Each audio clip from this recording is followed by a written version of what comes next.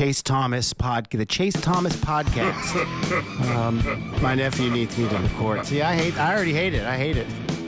All right, hello, and welcome back to another episode of College Basketball Weekly here on the Chase Thomas podcast, where I'm still the aforementioned Chase Thomas, coming to you live from Knoxville, Tennessee. Everything School HQ, a snowy Everything School HQ potentially here in Knoxville, Tennessee. Also here, over there in Oak Ridge, Tennessee, the best college basketball writer on the internet. It's Stats by Will Warren, statsbywill.substack.com. Subscribe today if you are not already. Will, good morning, sir. How are you? Doing well. Had a great Christmas, feeling recharged, and I'm applying to fix Vanderbilt, apparently.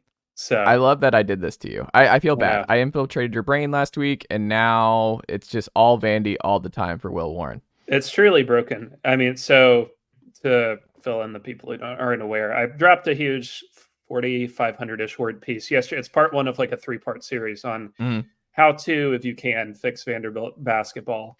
And it mostly just made me sad. And I, like, as a former hater, like mostly now a neutral at this point. I mean, they're kind of, but it's sort of descriptive of where they are, right? Like, I don't really have it in my heart to hate what is essentially the Detroit Lions of the SEC historically. It's just like, it'd be like if you had a real hate in your heart for Northwestern for some reason. And I'm sure some people do because of like Darren Ravel going there, but like the actual basketball team or something. But it was just a bummer because it's just like, I mean, when we were growing up, Vandy was good, like consistently fine. They were never great, but they were like fine. And that's a good space for them to be in. And now they suck. Like mega suck. They mega suck. It's called The Vanderbilt Problem, Part 1. Read it today on Stats by Will. This is a free post, I will note. So. Man, I've got you. Is this all three going to be Vanderbilt, or is it just 3 different programs in the ret? All 3 pieces are on Vandy because it's a complicated deal. I put it up yesterday, and I've already done the research for part 2, which is about Vanderbilt University and if like you can actually fund a good team.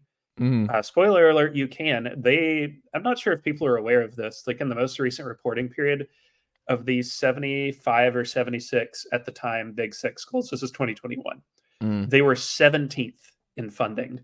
And obviously, like some of that's like paying out Bryce Drew, paying the new Jerry contract and whatnot. But like, there's never been a period of time where they were like Oregon State or Washington State in funding. They've always been at least like mid-pack.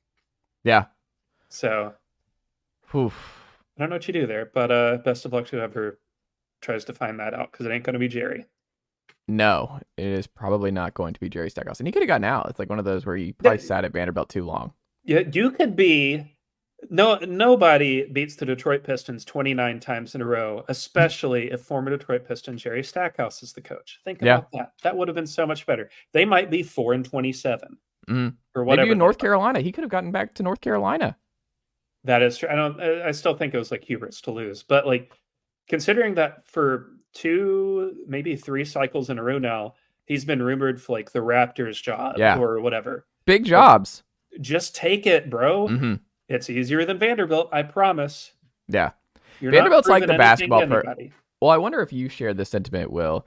Vanderbilt's like in the football program, like part of the reason I didn't like the Clark Lee hire, like I like Clark Lee, the guy, but I think when you're a team like Vanderbilt, I think the best case is like you hire, Mississippi State has this down. We're never going to hire the pro style guy. Or if we try and get someone who verges too far away from being gimmicky and being kind of like, hey, do more with less, we pivot back to Jeff Levy. Like we tried a year of Zach Arnett. Oh no, we can't play this kind of style. We can't play like we're just going to match up straight up with the Alabamas of the world. That doesn't work for us. We'll never have that kind of talent to go toe to toe with them.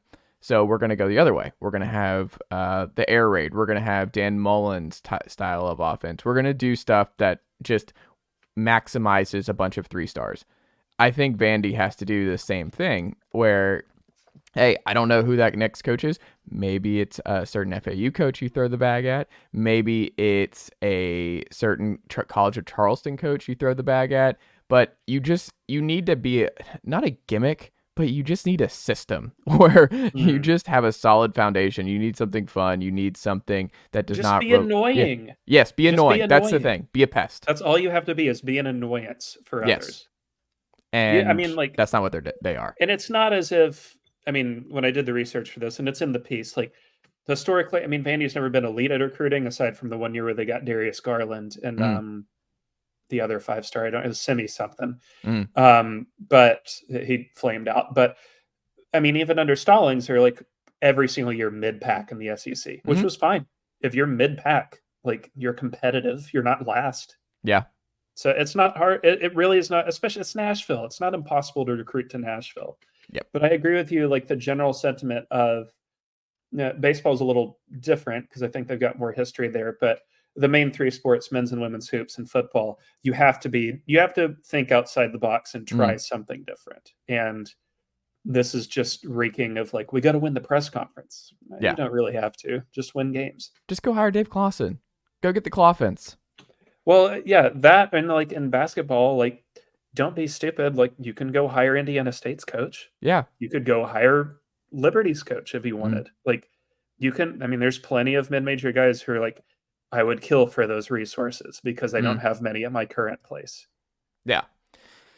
Well, read it today, statsbywill.substack.com. Don't forget, folks, each and every week on this very show, College Basketball Weekly with Will Warren, the best college basketball writer on the internet, stops by on the Chase Thomas podcast. And make sure, if you are a college basketball fan, you are locked in and subscribed on your preferred podcast player.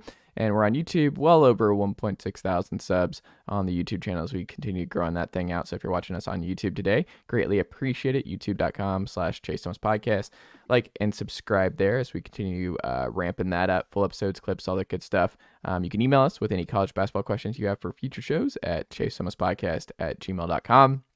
Go check out statsbywill.substack.com. As I mentioned, subscribe today. Go check out the homepage for chasethomaspodcast.com. All kinds of great resources, information about the show, how you can contribute, and all that good stuff over on chasethomaspodcast.com. And then, as always, if you have not already done so and you're a fan of this show, please take a second right now, hit that pause button, and leave this show a 5-star rating and write us a review. Tell us why you like listening to the college basketball guys themselves talk all things college basketball. Speaking of college basketball, Will Warren, USC, a lot of hype. Bronny James, have you heard of him? Have you seen this? Have you heard about this? Bronny James at USC. USC is bad. And I ask you, sir, because we hinted on UCLA being sneaky this year. Yeah. USC is also not sneaky They're just bleh. Why does USC stink, Will Warren? Well, one, their head coach is Andy Enfield, who's not good. But I'm kidding. No, it would be our guy on Twitter, Morrison Crying Cameron. He once called Matt McMahon at LSU a Ja Morant merchant. And it'd be very funny to be like, Andy Enfield is an Evan Mobley merchant. And it would be like partially true, because that is like the only truly impressive year he's had there. Yeah. It's like, oh, I just so happen to have a future NBA All-Star on my team. Oopsie, because his brother played here. Oh, I can't believe that happened. But no, I mean, this current edition is like hyper talented. So not just Bronny, but like Isaiah Collier, who's potentially, I mean, it seems like at worst going to be a top 4 pick in the future draft. Like, he seems like, I know last night I watched the USC Oregon game last night, and they mentioned that he was number 1 in Gavoni's most recent mock. But I don't know if that's going to hold, because I think there's a couple other people in contention for that. But either way, top 5 draft pick. But he's a freshman point guard. And what do we know about freshman point guards? They can be really good, and they can make a ton of offensive mistakes and have a lot of goofy moments. You got to live through them. Tennessee, recent example here, lived through it for about 2.5 months with Kennedy Chandler before the light clicked for him. Other programs we've seen this at. Michigan has done the same thing where they struggled for a couple months. Freshman point guard figures it out. Their offense gets a lot better. Collier is playing well, I think. I think he's arguably the best player on the team alongside Boogie Ellis, but he's turning the ball over on 26% of his possessions. That's an extraordinarily high rate for anyone, especially a point guard on a good team.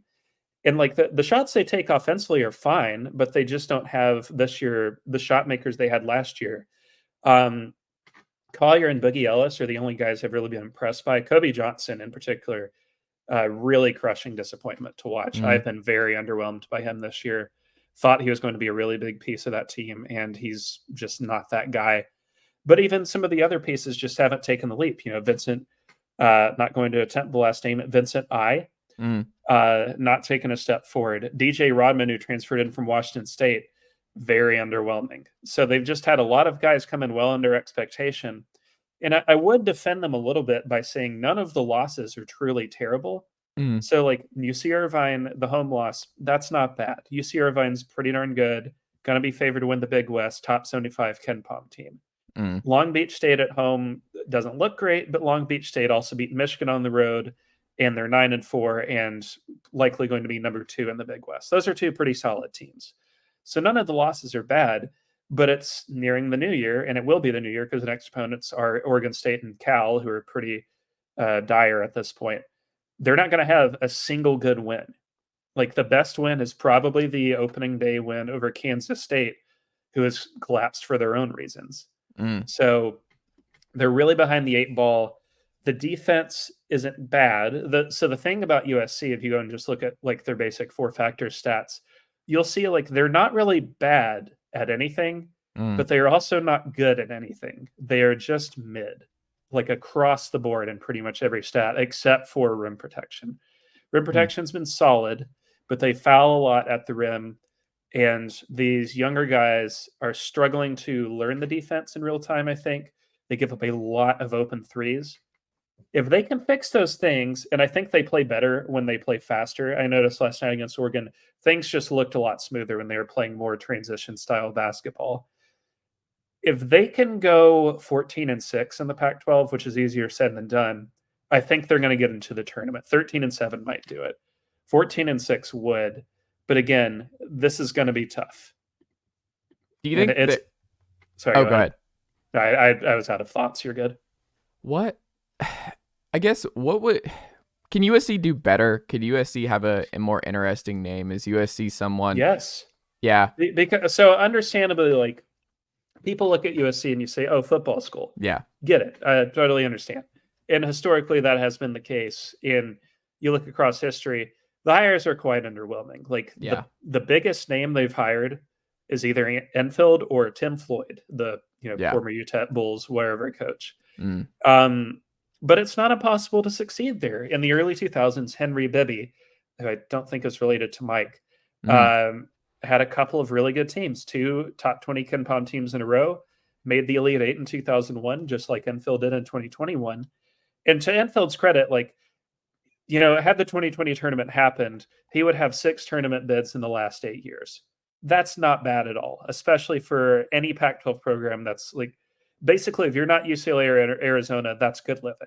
So I think he's done fine. And I'm not really a big Enfield hater. It's just a kind of a bit. But when you've built your entire program on the rim protection side of things and you go full youth movement, you got to expect a little bit of a turn back. But the offense not being any better than it has been the last 2 years is really underwhelming. And I look at them and I think, why can't USC be on the level of an Oregon? Why would it be impossible for USC to, I don't know, like be Xavier or be Alabama even? Like they have the funding, they have the money. It's not like USC is a poor school. And they have people and famous alumni who care about USC basketball. I look at that and I just think like, okay, maybe Enfield's not terrible, but it seems like this thing is running its course and this is year 11. So you got the Mobley year. They finished 6th in Ken Pom. Do you want to guess what their highest Ken Pom finish otherwise is? It is 45th last year. They have finished top 50 4 times. 3 of them, they were 45th, 47th, and 49th. That to me is not good enough for a program that's like historically like top 40. Yeah. Like it's not a bad school to coach at. Yeah, and if you're Bronny James, it was kind of like one of those things where maybe should have ended up at Ohio State where he was favored to for so long. Like, maybe or like, I mean, UCLA was also in the running for a bit too. Yeah. And I don't know if that would be any better, especially this year, but like, it's a coaching upgrade. It's a coaching upgrade. Mick's better than Andy. And so, I mean, I don't know. Watching their game last night, I just kind of found myself frustrated. I was like, yeah, why isn't this working the way it should be? And it's, I mean, me 3,000 miles away, very easy to say that. But I think even fans are kind of at the point where they're like, we appreciate what you did. We love the COVID year run. But I mean, this just isn't really enough, especially this season. Yeah. Well, Will Warren, we'll see what happens with USC going forward, but obviously not looking like another lost season in Southern California, sir. What doesn't look like a lost season is a certain school that won a national title this past season and has a point guard who is quite good at basketball. He's very fun. He has a very fluid shot. He is someone fun to watch. I watched UConn St. John's last week, which was a blast that I very much enjoyed the back and forth there. But UConn, do they look better or worse than a year ago to you, Will Warren? What looks different about the defending national champions up there in Connecticut? I'm going to go a hair worse just because I don't think they're going to win the title this year. Not because they're bad, but they lost some really freaking good pieces from last year. Yeah. Like, I know Jordan Hawkins just got sent down to the G League apparently because he plays for a very stupid franchise, but Jordan Hawkins was awesome. You had Sanogo, who was a top 10 player in the country.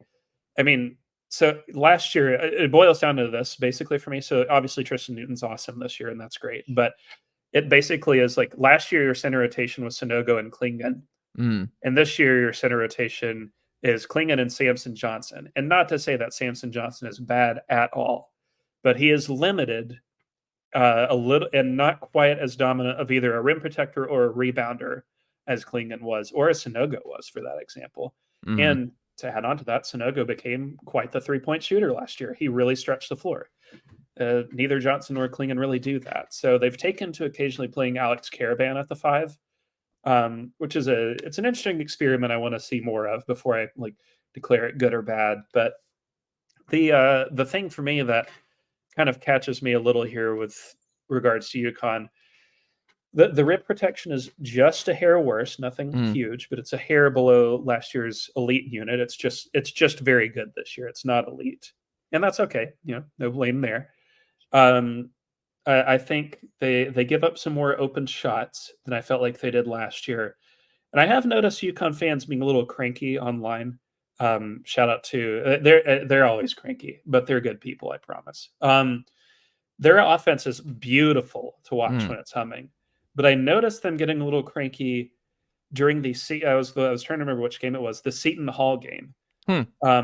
Because they didn't feel the off-ball movement was very good, or they didn't feel like anybody could go and get a bucket. And true to form, like UConn, it's a beautiful offense, but they really don't have any at this moment, 1-on-1 go and get it guys. Like that's kind of Klingon's thing. And when Klingon is out, as it appears he's going to be for 4 or 5 weeks, then it's on Newton.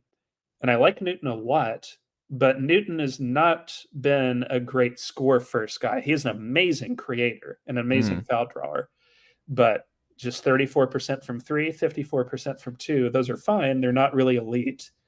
Cam Spencer's looked really good. Caravan's looked really good, but I do still worry about their depth a little bit. I don't love much of the bench options. Like Hassan Diarra is okay as a limited figure, and he's a solid defender. But he's 22% from 3 on the season. Jalen Stewart hasn't really popped for me. I talked about Johnson. Stephon Castle's the intriguing piece, of course, but hasn't really flashed as a shooter much. So when they're down Klingon, I think these next 3 to 4 weeks are really going to be telling, because we're almost reliving the same story we did last year where they looked like, gods in non-conference play. And then once the light switched to the Big East play, it was as if they had their, power sucked away from them. So I want to see how they handle this next stretch of games. There's no obvious L's on the board here, but there's some tricky figures. So you got Road Butler next Friday, Road Xavier 2 weeks from now. You got Creighton at home. You got Villanova on the road. And all of those look like they're going to be before Klingon's return. So I want to see how they handle those before I get really comfortable calling it one way or the other. But I do think it's a hair lower of a ceiling compared to last year, which is not a bad thing. They're still a title contender. Yeah. And they get to avoid Marquette for a long time. Yeah, they don't play Marquette until after Valentine's Day, which is crazy to say. Yeah. but it's good for them. Yeah, do you think, what would you say is a bigger takeaway for you in terms of the last thing here on UConn? Their loss to Seton Hall or their victory over Gonzaga? Which do you think showed more to you about what this year's UConn team is? I think they're both the same, but for different reasons. So Gonzaga, you got to see them do something that very few teams do, which is their defense was so good in that game. Gonzaga had a streak, and this was during COVID, and it's been interrupted since, but it was at the time almost 70 uninterrupted games of shooting 50% or better from two. When I measured the stat, it was before the Baylor title game. The next longest streak in college basketball was 9 games. Wow. So that goes to show you, like, it's really freaking hard to be that good on twos every night. Yeah. UConn held them to 45%, and Gonzaga, frankly, was lucky to get there. Like, they missed some threes and, like, could have hung around a bit better in that game elsewhere. But, I mean, like, UConn forced a ton of tough twos. And then against Seton Hall, they didn't. Seton Hall went nuts on the boards that game, rebounded 50% of their misses, got to the line more than UConn, hammered the paint more authoritatively. And UConn themselves, especially once, in that game, Klingon struggled with foul trouble, just 14 minutes. I mean, it's pretty easy to see the problem. He scored 14 points in 14 minutes, and UConn only got to 60 in a 40-minute game.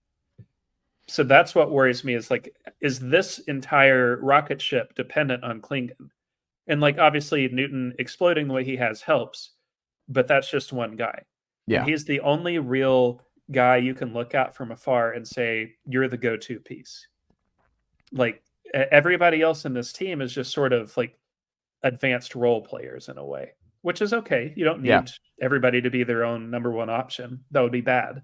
Yeah. But with Klingon, if he's out, are you so sure you've got something down low that you can rely on? This isn't on our list, but now it has me wondering, Will Warren, and maybe this is another article idea. Because I don't have anything specific Tennessee on the list.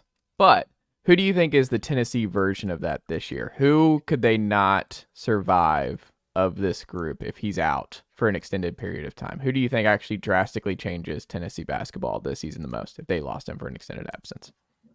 I mean, the obvious answer is Dalton Connect, but the piece that probably is the right answer, like statistically, is Josiah-Jordan James. Like, I mean, you think about it, and especially given that Dalton has had a couple of poor games lately, I think he'll be he's hurt. He'll be fine. Yeah, but Triple J, I mean, people joked a lot this past fall about Joe Milton making the 18th year leap or whatever it was into finally being a good quarterback. But it actually happened for Josiah-Jordan James. Like, he's actually made a leap in year 5 and looks like a different player, playing at like a borderline All-American level nationally and a likely first-team All-SEC guy. If that guy goes out, not only do you lose like probably your second best offensive piece, I would say, maybe your third, you lose, like, I think clearly your best overall defender, at least one that has an offensive game to go with it. Like, Meshack's the better defender, but he is still what he is offensively. Yeah. Love Meshack, though. We love Meshack on this podcast. What was really fun for that Vandy article, really quick, looking at the guys ranked ahead of him, there's like a guy who's out of basketball now, or like a guy who ended up at like Delaware State or whatever. Yeah. And then there's Jermaine Meshack in the mid-60s of those recruiting rankings. It's also, he's like one of those who landed in the exact right. Like, no one was better for Meshack than Rick Barnes. Like, that's just the all-time great fit. The only guy that would be better, maybe, would have been Kelvin Sampson. Yeah. And that is a maybe. Yeah. Sometimes fit matters, and he picked the right one, and it's a great thing. We love Jermaine Meshack on this podcast. We also love Triple J. Sneaky fun team you like watching right now, Will Warren, is who? Who do you really like watching that's kind of under the radar? Plenty of potentials here, because there's been a lot of really good 2-month stories so far. I'm writing about BYU probably this weekend because I find that really intriguing. Like, spoiler, like, they're probably still going to finish top 15, even if they kind of suck the rest of the way. They've built up a huge margin. So, like, top 15. What's their seed look like? I mean, they're probably going to be like a 4 or a 5 at worst at this point. Like, they're a damn good team. But Plenty of options here. BYU, Colorado State, even Liberty, despite my personal problems with them. I think the obvious answer here is Indiana State. And I'm a little biased here because I've known Josh Schertz, who's the head coach there, for about 5 or 6 years now, because he was at Lincoln Memorial in Northeast Tennessee before taking the ISU job. Great guy. Well, he ran the NATOT system before I was aware that NATOTs ran the NATOT system. So he's been on the rim and 3 curve way ahead of most people. But they are a delight to watch play basketball. They are number 1 in effective field goal percentage. Let me hit you with 2 stats that are a delight to read. 3rd best nationally in 3-point percentage, 6th best in 2-point percentage. They are an impossible cover. Yeah. I mean, even Alabama played them, and obviously we know Alabama's defense is what it is this year. It's not good. No. They still put up 80 points on 74 possessions against them, and were in that game for a long time. They had 4 players get 14-plus points, and this was without their best player, who didn't play. So, imagine that game with Robbie Avila, who's their best guy. Also a true... We get these types of guys every 2 to 3 years in college hoops. My friend Patrick Mayhorn calls them the quirked up white boys of the year. Robbie Avila is that. So my go-to example for this was always Cam Krutwig at Loyola Chicago, the premier quirked up white boy of all time. But this guy is awesome. He says his go-to pre-game music is Rod Wave. I'm unsure of who that is. Some rapper. Yeah. Look at us. Look at the screen right now and tell us if we think we should know who that is. We don't. But I'm just going to run through these numbers really quick. So these are their 5 starters: Robbie Avila, Isaiah Swope, Ryan Conwell, Julian Larry, Jason Kent. Would you like to guess the lowest 3-point percentage for any of those 5 guys right now? 36%? 38. Ooh. They have 4 starters shooting 41% or better insane. From 3. That's insane. That's, like I said, impossible to cover. But dating back to when he was at LMU, when I interviewed him 5 years ago, he told me, I don't want to recruit anybody who can't shoot because that's boring. We don't win that way. We don't have the resources everybody else has, so we have to be weird. And this is working. It's like what we talked about years ago with Oates. You turn every game into a math equation long enough, and you're going to end up on the right side of the math equation eventually. Yeah. And I don't know when this pod is going to go up, probably today or tomorrow, December 30. But if you're listening to this and you don't have anything to do this Saturday at 2 p.m., flip on Fox Sports 1. These guys are going to play Michigan State at MSU. That is going to be a fascinating basketball game to watch, because Indiana State, not only do they have the great offense, they're number 2 in the nation in defensive assist rate. They run people off the line like crazy. They were number 1. It was either last year when he was at LMU in the entire nation enforcing pull-up jumpers instead of true catch and shoot shots. They play with their hair on fire on both ends of the court. I cannot recommend the viewing experience enough. I need these guys in the big dance, as long as they're not in Tennessee's bracket. Let me clarify that. Well, Indiana State, that'd be fun, but I don't want any part of Indiana State against Tennessee in an early opening weekend. I don't want any of that. So let's just say Tennessee 2 seed or whatever. Yeah. If Indiana State's the 12, let them have it. Go take out the 5 and the 4, and I'll be fine with that. No thanks. Is going back to the Big East for a second, Will Warren. Kind of curious here for you. Is the Big East standings right now a major surprise for you when you glossed them based on what you thought it was going to be going into the year? How different has it gone for you?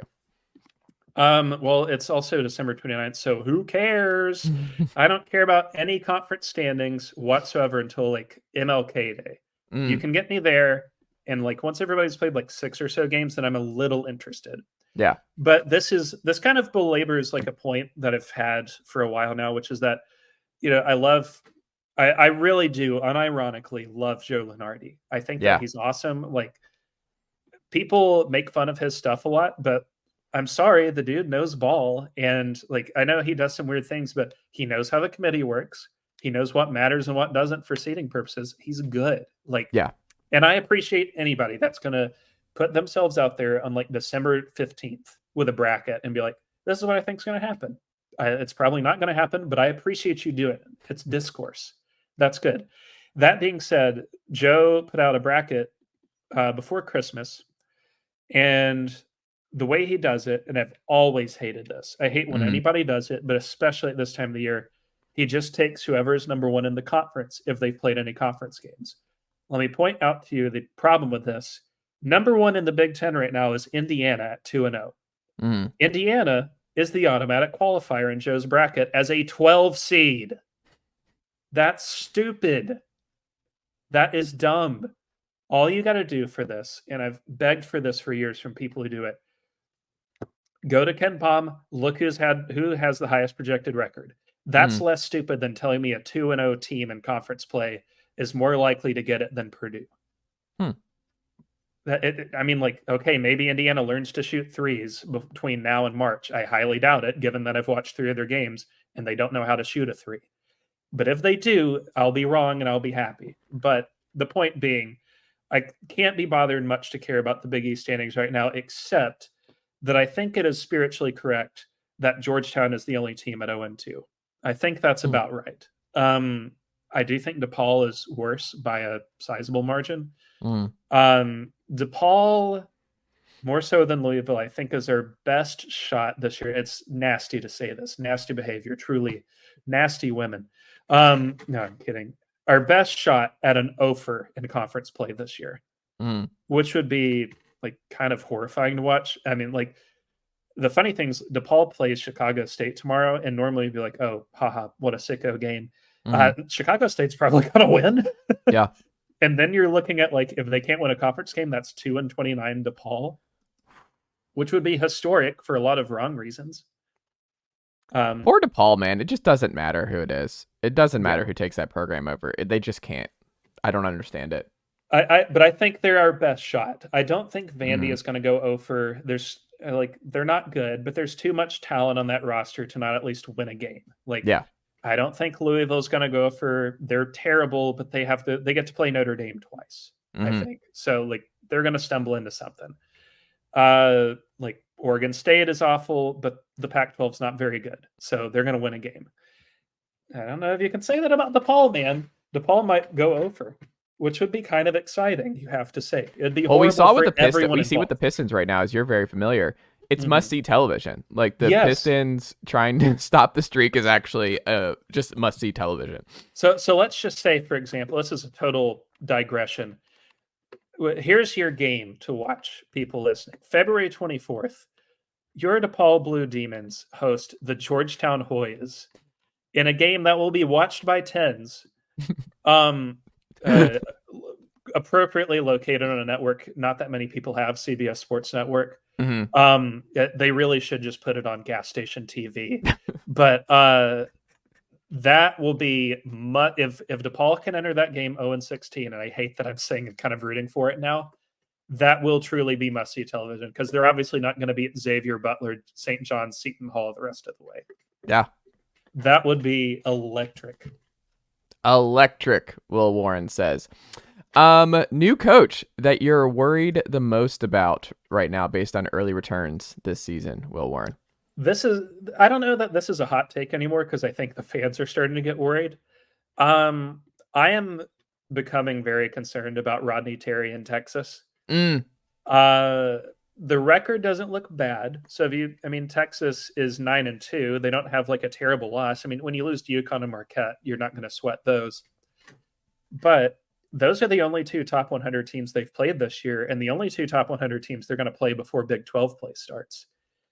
This is one of the most experienced teams in America, number 9 nationally in D1 experience at over 3 years. Like, your starting lineup here, like Max Asmus, Tyrese Hunter, Dylan Mitchell, Brock Cunningham, you're either starting or having your rotation 4 seniors, and they're not playing a single freshman right now. The 8-man rotation is all, except for one player, juniors and seniors. Very old team. I am really concerned about how they've played in these wins. So the headline one everybody's going to remember is them having to escape Louisville back in November. I think at MSG. That was obviously a terrible performance, but that's not the only bad performance they've had since. They struggled for 30 minutes with Texas A&M Corpus Christi. They gave up 85 to a very bad LSU team. Not a thing you really want to look and see. They struggled for 35 minutes with Texas State, who's very bad this year. Struggled for a long time with Wyoming. They are not creating the separation you want to see a Big 12 team create in these games. Like, for example, a team that also doesn't have any like amazing wins is Iowa State, right? Like Iowa State's two best teams they've played, they've lost to. Not great for resume purposes, but let's look at the rest of the games. Beat Iowa by 25. Beat VCU on a neutral. These are not good teams, obviously, but beat Prairie View A&M by 51. Beat Eastern Illinois by 32. That is what a Big 12 team with that talent should be doing to crappy basketball teams. Texas is not creating the separation you want to see, and it feels a little paper tigery. It feels like we're waiting for the other shoe to drop. Like, they started out the season 16th in KenPom. They're almost out of the top 40. And this is not an easy conference they're playing in. It's the freaking Big 12. Like, if you go to the conference standings right now, Texas is projected to finish 9th. And given the amount of talent they've got in that roster, given that they gave Rodney the job after performing fairly well as an interim, this is not a good first impression. Like, if that projected record comes true and Texas exits a season where they opened up in the AP top 15 at 19-12, 8-10 in conference play, not only are they going to barely be on the good side of the NCAA tournament bubble, like, you're at real risk of blowing a tournament bid. So I got to see these guys turn it around, because right now they look so far off from the Houstons and Kansases of the world that it's not funny. And it's with Rodney Terry, it's just like one you had to do. It was one based on the run, and everything else you just kind of had to do this. But it does just right. It you just couldn't really conduct a national search after he did the thing he was supposed to do. Correct. And, did it fairly well.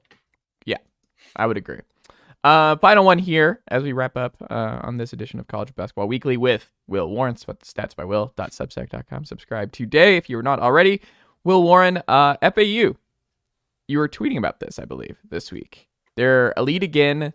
They are bucking a trend of mid-major elite programs, running it back, being elite back-to-back times. We know how you feel about Coach May on this very program. How is FAU bucking the trend and just keeping this train moving in back-to-back seasons?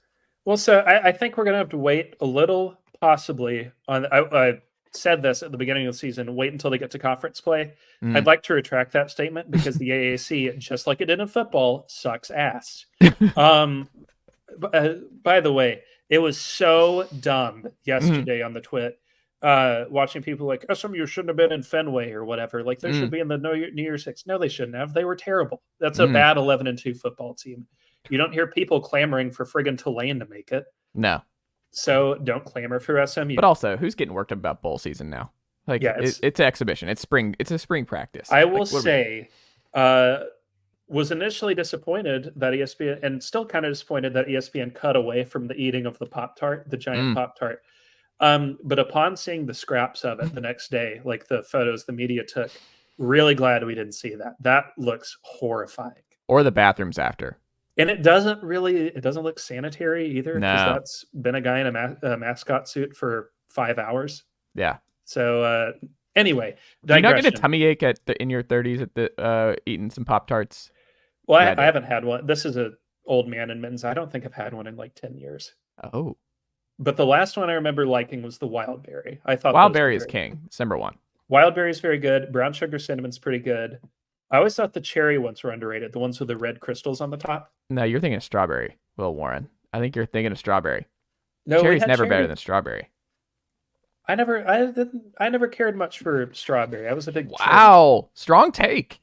They're fine. They're not bad, but it was never my first. Wild berry was always my top pick. Wild berry's number one, but I go strawberry, frosted strawberry too.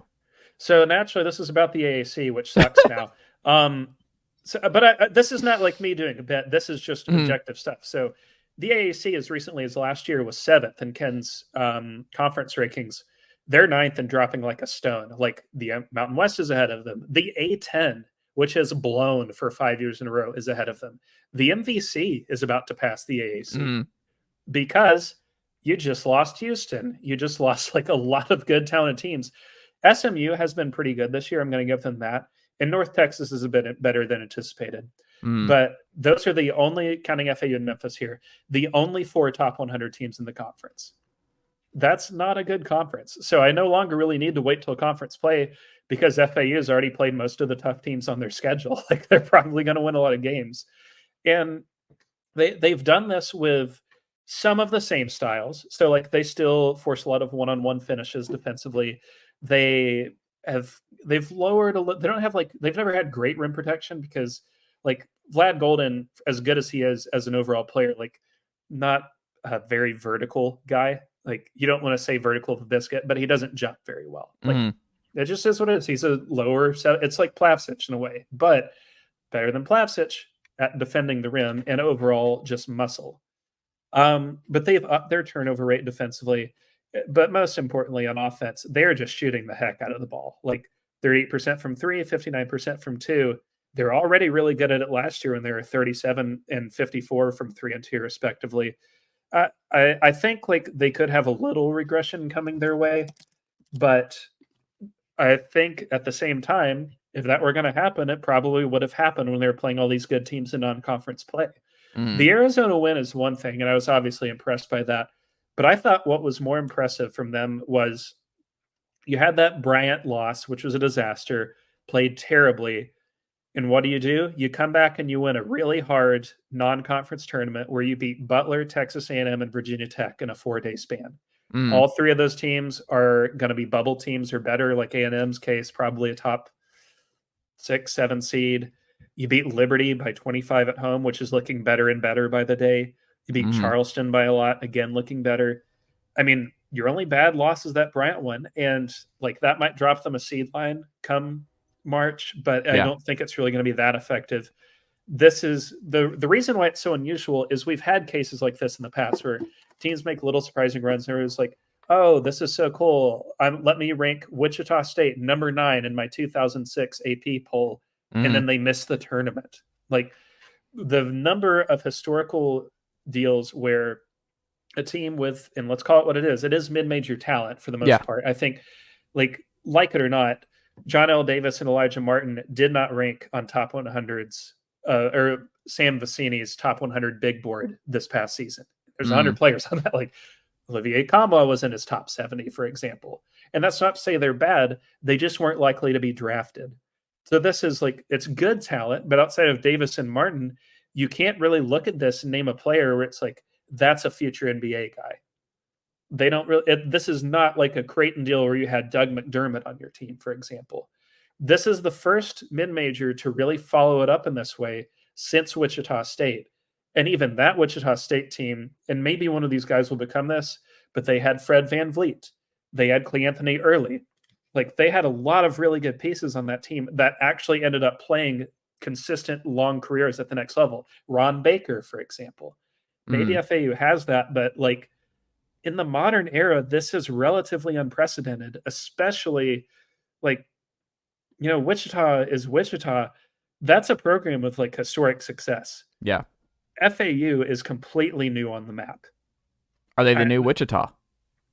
I don't think so. I think it's going to be really hard to sustain this. And I think like the more we see this and the more like we watch their games, we've run into this danger in the past with college football coaches being the next hot thing, and in college basketball too. But it just so clearly feels like Dusty May is quote unquote that guy. Yeah. Like for the next 20 years in college. Like it's the same feeling watching his games that I remember getting watching Brad Stevens.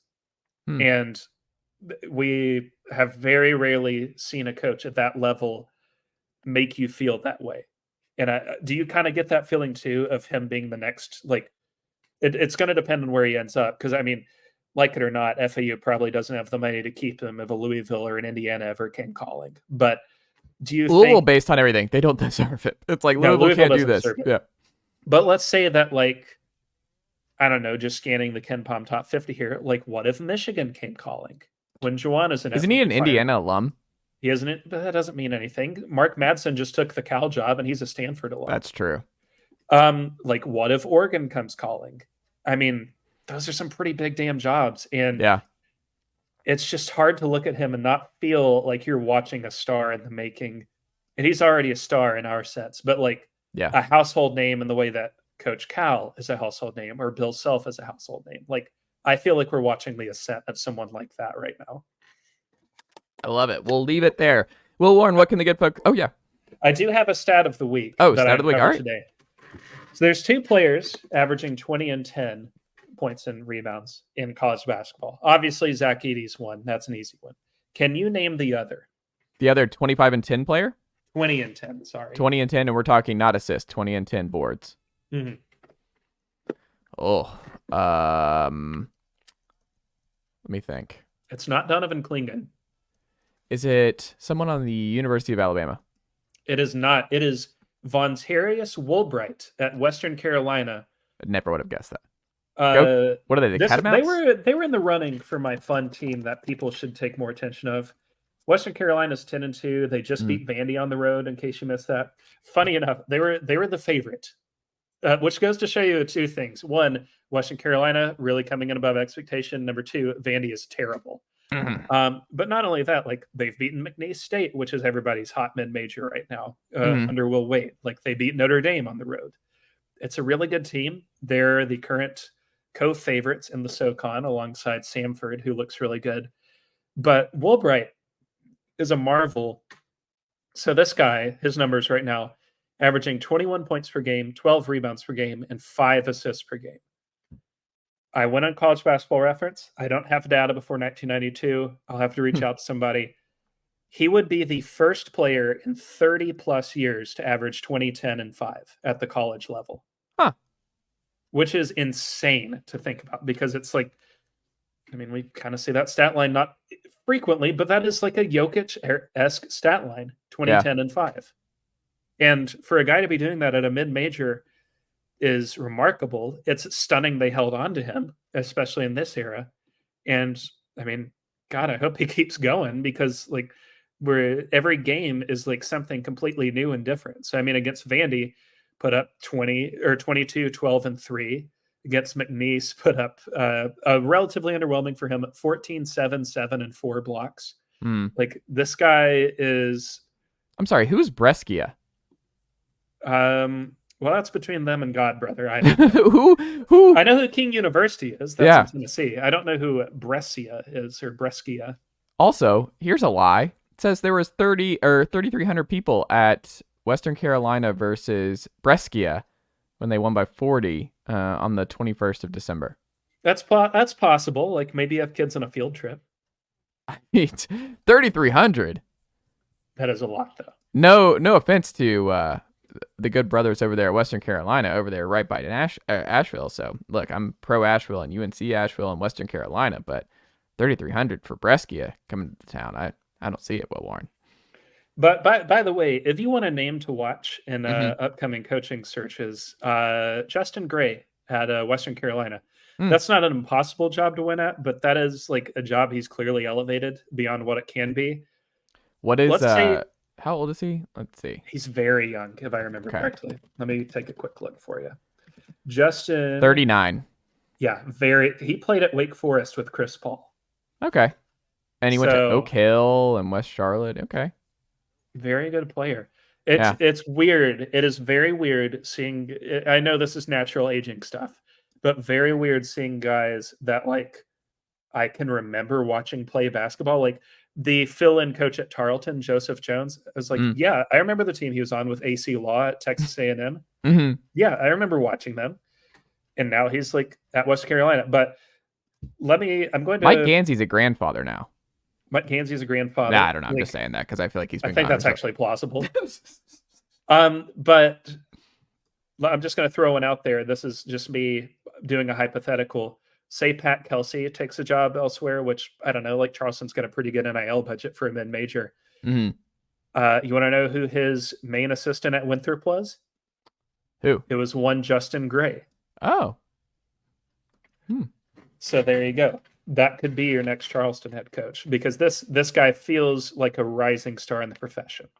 Yeah. And he could be, to quote our buddy Morrison Crank, he could be a Vontarius Woolbright merchant. I don't know. But I'm very excited to see what they do the rest of the season. There you go. Will Warren, what can the good folks check out from you over at statsbywill.substack.com this week? Well, we've got the Vandy piece up there. That's part of a 3-part series. I've also got a piece coming this weekend on what to do with BYU. I kind of think they've flown under the radar a bit because there's been other higher profile surprises in both directions. But like, you go to KenPom.com right now, BYU of all teams is number 4 in the nation. And I don't think enough people realize that. Yeah. I don't think I've seen a single soul on Twitter be like, yeah, I believe BYU is a top 5 team. But this is just exploring like, what are they exactly and how do they sustain it? We've got that coming. Our usual watch lists will be up next week. Tennessee previews, more Vandy stuff. And then if you're a Tennessee fan and you're listening to this, I'm planning on doing, in the same way that I do the Show Me My Opponent pieces, a Tennessee self-scout. Okay. Likely next week to sort of keep myself honest a bit on what I think of them. But it seems useful heading into SEC play anyway. Absolutely.